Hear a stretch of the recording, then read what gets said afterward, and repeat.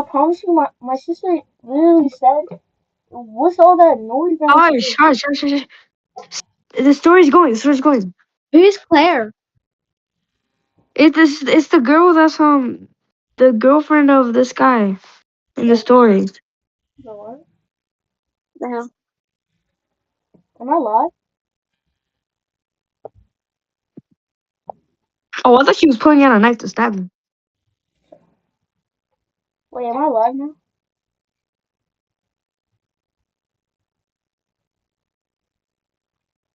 He's gonna die. Oh yes, I'm live now, and my chats work. Be quiet. I'm listening. 676767, bro. 67. Hush, hush. Listening. 67.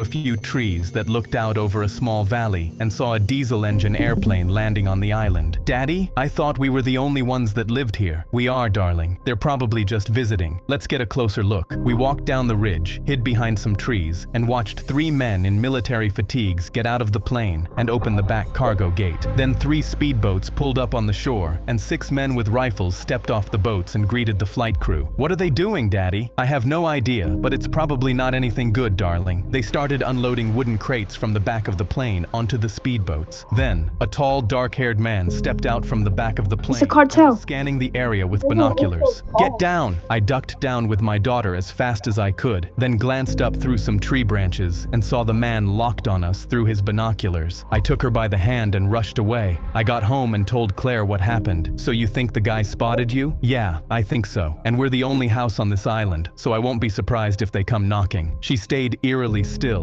and seemed totally unfazed. Did you hear what I said? Yeah, I got nervous because I could tell she was hiding something. What's up with you? She crossed her arms. Nothing. It's just, I had a weird phone call with my sister, that's all. What do you mean weird? She's just been acting kind of strange and distant lately, and every time I ask her what's up, she makes up some excuse before I could say another word. Knock, knock, knock. My back straightened up. Take Angie into the other room. Don't come out. And if something bad happens, run out of the back and hop in our boat and get to Nassau. I wouldn't leave you. If you need to save Angie, you better. Claire took Angie into the other room, and I peeked through the window blinds and saw the tall man that spotted us and 2 men with rifles standing behind him. I panicked. A million thoughts rolled through my mind. I figured that it was better to answer the door and see if there was a way to talk this out, instead of not answering and risking having him bust the door down. I opened it up, and the man smiled, flashing yellow, crooked teeth. Hello, my friend. How are you on this fine morning? All right. How about you? I am wonderful. Thank you for asking. My name is Salvatore. Who do I have the pleasure of speaking with? My name's Cal. I figured I might as well tell him the truth. Do you mind if I come inside and we have a little chat? My heart pounded. I had to come up with an excuse that didn't offend him. Actually, my daughter's not feeling very well, so if you don't mind, let's just chat here. He studied me, trying to detect a lie. I understand. I'll get to the point. Did you happen to see what my friends and I were unloading? I did not. He glared at me, not believing a word. Now that's not very nice. We are new friends, and you lie to me this soon in our relationship. I'm not lying to you. I saw you.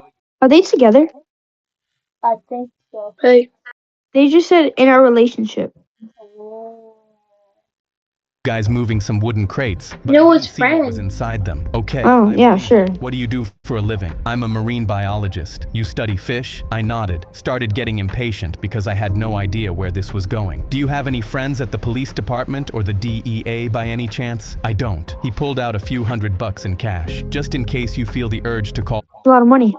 the authorities. Let this little gift of, let's say, 10 grand help you decide not to. He offered me 10 grand in cash. I knew that if I took it, I would be in debt to what seemed like a serious drug cartel. I can't take that from you, and you don't have to worry. I don't plan on telling anyone anything. He held out the cash, not taking no for an answer. Take the money. I gritted my teeth. Had to stay strong. I appreciate the offering, but I really don't need it. He stepped closer to me. I don't think you understand how this works. If you don't take it, you become a threat. Let me tell you how I deal with threats. I eliminate their entire bloodline from this beautiful planet. Now take the money. I panicked, faced with a terrible decision. Either way, I was screwed. If I took the cash, he owned me. If I didn't, he might kill us right here and now. I took the cash and felt something shift inside me. That's a good little boy. I glared at him, wanting to knock out his curly yellow teeth. I was in the Navy 15 years ago, and I can handle Ah. myself, but I also knew his armed buddies were watching me closely. Salvatore smiled at me and wasn't done. "Do you like it when I call you my little boy?" I stayed quiet, not No. answer. "Answer me. Do you like it?" He could tell that I was pissed, and he wanted to make me his bitch. I still chose to stay quiet because they Yo, were you see what I mean, bro?